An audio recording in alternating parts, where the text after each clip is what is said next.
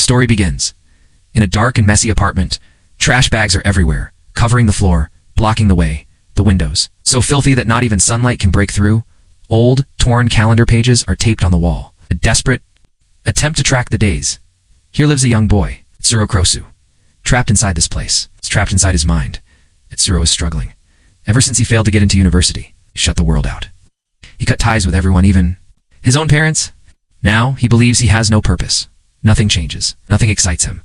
Life has lost its color. One day, he's lying in bed, staring into nothingness. He starts reciting the digits of pi. And then, a thought crosses his mind. A terrible one? He picks up a belt, ties one end to a shelf, the other around his neck, steps off the bed. His body drops, but the shelf can't take the weight. It breaks. The whole thing crashes down on him, and as he gasps for air, a small miracle happens. A thin beam of light peeks through the wall. The shelf, it tore a hole into the wall. And through that hole, Tsuro sees something that stops him in his tracks. A girl. A beautiful girl. In the apartment next door, sitting, eating, smiling, and aware of his eyes on her. Her name is Ryo Michi. From that moment on, everything changes. Asterisk from his side, the hole is clear. But on her side, it's hidden tucked behind a bookshelf. Tsuro watches. He can't believe a girl like her lives so close, so bright, so full of life. Next morning, he sees her heading out. She's carrying a bag and some books. That must mean she's a student. Back in his own space, Tsuro eats the last of his food. Just a few cheap snacks left. The day drags on. Bored, curious, lonely, he keeps watching Ryo. She seems to only leave for classes. No friends. No visitors. Days pass. Tsuro becomes obsessed. Then suddenly, she disappears. He panics, in a move he hasn't made in ages. He actually leaves his apartment, steps into the hallway, walks to her door. He bends down, trying to listen, trying to peek through the mail slot. But before he can do anything, a girl downstairs notices him. She's Haruko Kawasaki. She came to visit her brother, who lives in the apartment below. She gives Tsuro a weird look. Right then, a smell fills the air. Delicious food. Turns out, Haruko brought a meal for her brother. But after getting no answer, she hangs the bag on his doorknob and walks away. Tsuro stares at the bag. His stomach growls. He takes it back. In his apartment, he opens it up, takes a few bites. But then a shadow appears in front of him. It's Ryo. She caught him red-handed. Tsuro freezes. But instead of getting mad, Ryo introduces herself. She realizes he's her neighbor, and to Tsuro's shock, she invites him over for lunch. A TSURO. Can't believe it. She actually invited him. He nods quickly. Agrees. Inside her apartment, the air smells amazing as Ryo starts preparing lunch. Tsuro takes a quick look around. That's when he sees it, the hole, from the other side. Just then, Ryo walks in. She teases him about his stretchy pajama strings. They laugh, then they eat. Tsuro hasn't had a meal like this in ages. Real food, warm, homemade, comforting. After lunch, he walks back to his apartment, feeling something strange, happiness. Ryo says they should hang out again sometime. He can't stop smiling. Days pass. He keeps visiting her. She keeps feeding him, but he still watches her secretly. Through that same hole, one evening, he gathers the courage to ask, "Why me? Why do you spend time with someone like me?" Opens up, tells her he dropped out of prep school, is jobless, loser in his eyes. Ryo listens, then tells him something that stuns him. She says she feels a connection, a real one. Even though it's only been a short time, her words move him deeply. Later, back in his room, Tsuro sits alone. He pulls out a piece of paper, covers the hole, tacks it in place. He wants to stop watching her, wants to respect her. But that night, thunder crashes outside. Lightning flashes, he can't sleep. Then he hears her door open. Curiosity takes over. He peels the paper away, and what he sees next will haunt him forever. Through the hole, he sees Ryo enter her apartment. She's soaked from the rain, wearing a transparent raincoat. A box cutter. Suddenly a man follows her inside. He hugs her from behind, but within seconds, Ryo flips him. Her martial arts fast, brutal. She slashes his throat. Blood splashes all over her raincoat. And then she smiles, a twisted, satisfied smile. Tsuro's heart pounds. He stumbles backward, knocking against the wall. On Ryo's side, a book falls off her shelf. It blocks the hole. The view is gone. Moments later, a van pulls up outside. Men step out. They carry boxes into Ryo's place. What's happening? Confused and terrified, Tsuro doesn't move. Then a knock at his door. He freezes. It's Ryo. She looks sweet, holding a pot of food, smiling like nothing happened. She asks if they can eat in his apartment tonight. Tsuro clears space, lights a candle. They sit. She's calm, chatting, eating. But Tsuro, his mind is spinning. He saw her kill a man just last night, yet here she is, laughing, smiling, during dinner. She brings up what he asked before. why she spends time with him, she says. Being alone for too long makes her question reality. But with him, she feels normal. Later when she leaves, Itsuro can't help himself. He uses a chopstick. Pushes the fallen book away. He looks again. Ryo is sipping tea. Peaceful. Everything looks normal. Maybe I imagined it, he thinks. Maybe it didn't happen then. A voice someone says goodbye, Ryo replies. Itsuro rushes to his door. He wants to see who it was. He peeks out and sees a mysterious woman walk past. She looks right at him, stops. She knows his name. Then, she walks away. The next morning, Ryo runs into Itsuro on her way to university. She smiles, tells him he can use her washing machine anytime, then casually asks, "Want to have dinner together again?" It's at home, as Itsuro washes his clothes. He thinks back to the night of the murder, but the more time he spends with Ryo, the more he convinces himself it must have been a dream. Later, as evening approaches, he cleans up. Sets the table, excited. He's looking forward to seeing her again. Night falls. He hears Ryo's door open. Quickly he looks through the hole and what he sees chills him to the bone. Another man, a bee tattoo on his arm. Out. 1. Ryo enters the room, wearing that same transparent raincoat. With swift, deadly moves, she slits his throat. Another body, another smile. Itsuro gasps. The sound gives him away. Ryo freezes. She looks straight at the wall. Straight at the hole, and then she pushes her box cutter through it. Blade first, terrified, Itsuro stumbles back. He runs out of the apartment, down the hallway, through the emergency exit, up the stairs. He reaches the rooftop, but Ryo is right. Behind him, she traps him there, box cutter in hand. Did you see? Shh. Itsuro gulps. He nods, admits he's been watching her. He says he already knew she was a killer. Ryo raises an eyebrow. Then why? Why did you still come over? Itsuro falls to his knees. He tells her the truth. He once tried to end his life. That's when he found the hole. That's when he saw her. He says, being near you felt better than dying. He closes his eyes, ready for her to kill him. Ryo steps closer. She holds the blade to his neck. No flinching. There's no fear. She pauses, fascinated, then asks, "How do you feel?" Right now, Itsuro opens his eyes. "I want to date you," he says. Silence then. She agrees after saying yes. Ryo leans in. She licks the blood off a small bruise on Itsuro's lip, or bruise he got while running from her. He leans in to kiss her, but she stops him. Instead, she says, "Keep spying on me." The next day, Haruko finally visits her. Brother downstairs, to her surprise, she finds him happily playing with a cat. She gives him food, and gently asks him to call home. Their parents are worried. Afterward, she spots Itsuro on the terrace. She waves. Later that day, Itsuro is back at Ryo's apartment. He's doing laundry again. Then, lunch. She's cheerful, casual, soft-spoken. She teases him, "Didn't know you could see so clearly through that hole." He apologizes, says he'll cover it up, but she stops him. He can't believe it. He's actually dating Ryo. Such a beautiful girl. Everything about her feels unreal that day. He makes her a promise. He'll get a job. He'll become better. Someone worthy of her. Time passes. He finds work at a convenience store, but every time he sees a box cutter, he remembers. He remembers the men, the blood, the smiles. Still, he keeps dating her. One night he comes home. Ryo is waiting. Through the hole, she greets him. He suggests they should meet in person, but Ryo disagrees. Now that they're dating, she says they shouldn't be in the same room at night. Later, Ryo asks him for a favor to carry her microwave to the university. The old one in her lab broke. Itsuro agrees. But when they arrive, his chest tightens. Crowds, students, voices, being. There triggers all his old fears. But when Ryo proudly introduces him as her boyfriend, his anxiety fades. They eat lunch together. Itsuro gazes at her, wondering if he's the first guy she's ever dated. He tells her his goal. He'll retake the entrance exam next year. He wants to grow, be someone who deserves her, 'cause he can't imagine a future without her. Ryo just laughs.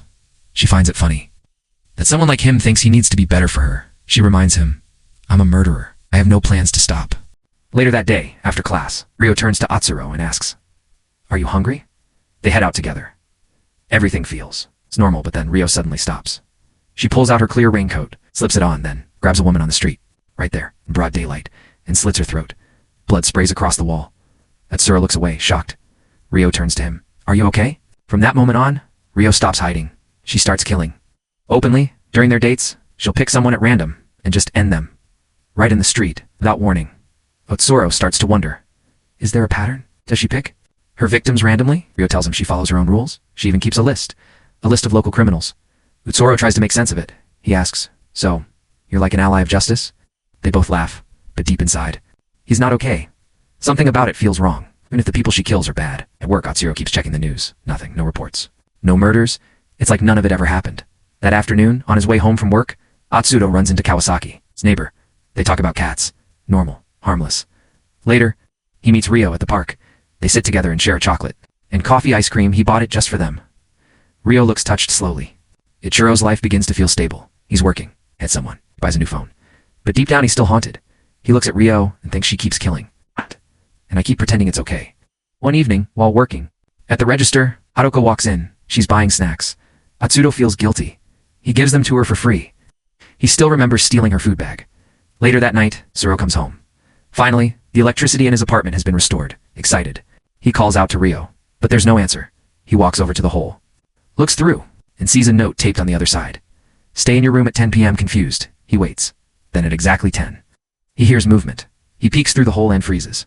On Rio's bed lies Kawasaki, tied up at ATSURO stairs in disbelief. Rio has kidnapped him. He wants to scream. Instead he whispers, please, don't hurt him. Rio turns to him calmly. She will get caught. Atsuro pleads, killing is wrong. He's innocent. But Rio doesn't listen. She proceeds. To kill Kawasaki, it's just like the others. Atsuro's heart shatters. Moments later, that same black van appears. Ri and her team walk in. They clean the crime scene like nothing happened. Atsuro runs over to Rio's apartment, demands answers. Ri blocks his path. She looks him over. You brave? Or just stupid? She explains everything. Rio is efficient. Fast. Precise. Ri is. Team, they just clean up. She turns to her crew. Chop him up. He's in bad shape anyway. Atsuro watches horrified. Then returns to him again. Ever wonder why Rio hasn't been caught? Atsuro doesn't speak. Ri leans closer. There are people who need fresh bodies. Atsuro's blood runs cold. He asks, why would Rio kill an innocent guy like Kawasaki? Ri says nothing. Instead, she takes him to Kawasaki's apartment. She shows him. Kawasaki had been torturing the stray cats he pretended to care for. Ichiro is speechless. To Ri it's justice. But to Ichiro, Ri shrugs. You're just another dead man walking. Rio doesn't get close to people. Less, they're meant to die.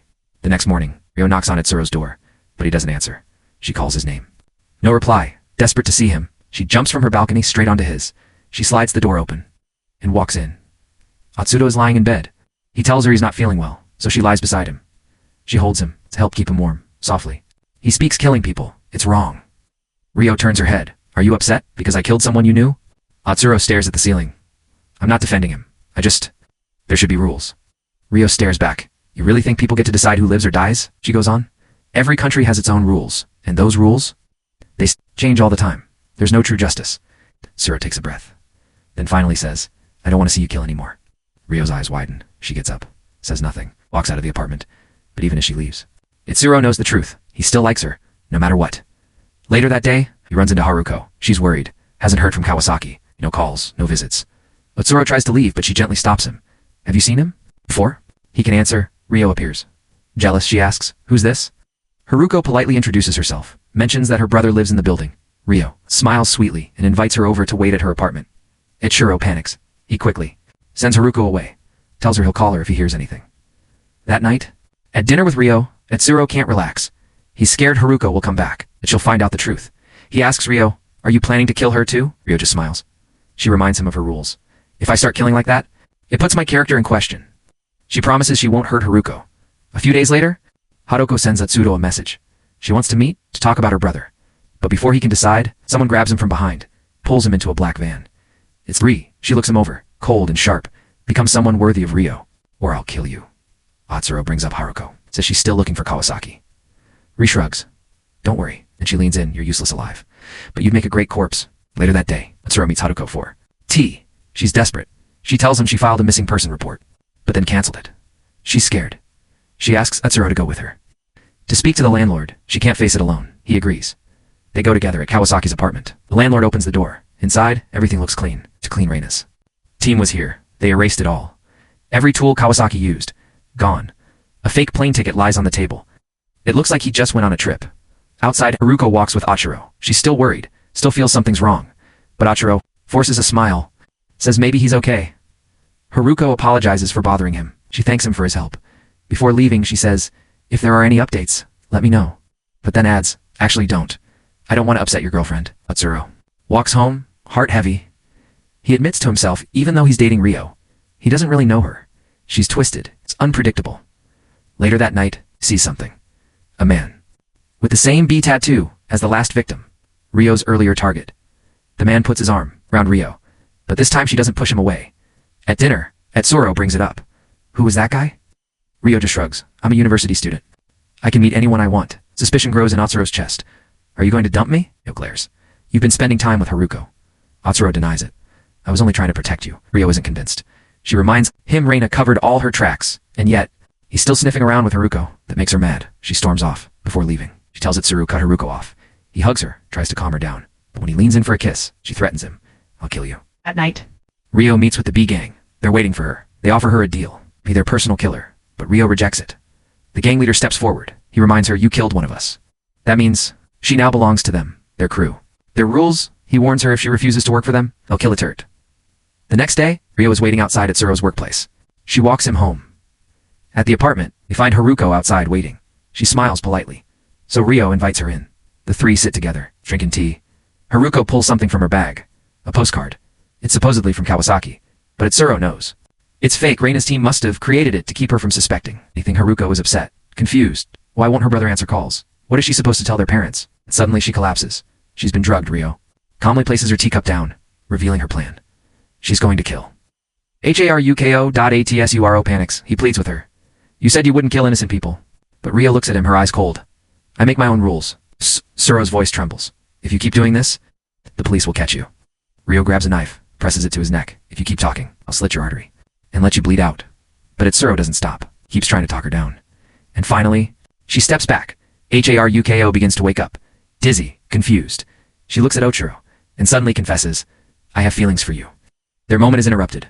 Ri and her team arrive. They expected Haruko to be dead, but she's still alive. As Haruko walks away, returns to a turvert, her voice low and cold. Don't confuse her. This is the first time Rio didn't kill someone she wanted to. Ri glares. You'll never reach her. Never truly connect. Then she says, leave. Her alone, or we will make you disappear. Later that night, Rio meets with Ri. She lowers her head. I'm sorry I didn't kill Haruko. Ri doesn't respond right away. She hands Rio an ice cream cone. They sit together. Quiet. Then Ri says, you know the rules. You decide who lives or dies. But if you hesitate, the bodies won't be clean. And if they're not clean, I can't use them. Meanwhile, Atsuro meets Haruko at a small cafe. She's nervous, but sincere. I meant what? I said my feelings are real. Atsuro stays quiet. Then he gently says, I'm sorry. I was only trying to help you find your brother. Haruko looks hurt. You told me Rio wasn't right for you. You said she was dangerous? You're just being dragged around, and that'll never change. She finishes her tea, walks away. But before she goes, she says something soft. I'll be here again tomorrow, if you change your mind that night. As Atsuro heads home, a black van pulls up beside him. He freezes. Thinks it's Ri. But it's not. It's the B gang. They grab him, pull him inside, take him to their bar. Their leader stands over him. We want you to convince Rio to kill for us. Atsuro refuses. Flat out, so they threaten him. We'll go to the police. Then they slice his cheek and throw him out. When Atsuro gets home, Rio sees the cut. Her eyes go dark. She grabs her raincoat, ready to hunt. But Atsuro stops her. No, I'd rather get hurt than watch you kill again. Rio looks at him. Killing is a part of me. I don't feel alive without it. But Atsuro steps closer. You didn't kill Haruko. That means can change. He holds her hand. I don't care what you've done. I like you. Rio steps back. You still don't understand me. Oh, you never will. Tears form in her eyes. There's no future for us. She turns to leave. But before walking out, she whispers, cover up the hole. Asterisk Atsuro doesn't cover the hole. He waits for hours. But Rio doesn't come back. Not that night. Not the next day. Not the next week. He loses track of time. His apartment becomes messy again. The shadows return. The silence eats away at him. Then, he hears something, voices outside. Curious, he looks through the hole and what he sees shatters him. Rio with a man, the same man from before, the one with the tattoo. They're close, smiling. She leans in, kisses him. Atsuro's chest tightens. He collapses to the floor. It hurts more than anything. He tries to block it out. Covers the hole with a towel. Covers his ears. Tries to scream. Tries to sleep. Anything to forget. But her voice, her laugh, still echoes in his mind. Asterisk 2 weeks pass. Atsuro hasn't seen Rio. Not a glimpse. Not a knock. Not even a sound through the wall. Then one night, she returns. Suddenly, she knocks on his door. He opens it. There she is. Rain-soaked, empty-eyed. She doesn't say a word. Just walks in. Sits down. Soaked shoes. Silent breaths. Finally, she whispers, I killed him. The tattooed man. Atsuro doesn't ask why. He just listens. Rio wipes her hands on her coat. There's blood. Fresh then, she says, I missed you. Atsuro doesn't know what to feel. Love, horror, relief. He sits across from her. They stare at each other, no words. Only breathing then. She holds out a small box. Inside a pair of gloves. Black, leather, thin. She smiles. You're going to need these. Sora looks up, confused. She leans forward. There's someone I want to kill, and this time I want you to help me. Silence. The room goes still, and then Nesoro closes the box. He doesn't answer. Not yet, but something inside him shifts. He looks at Rio. And doesn't see a monster. He sees someone like him broken, alone, and finally he speaks. Okay, fade to black.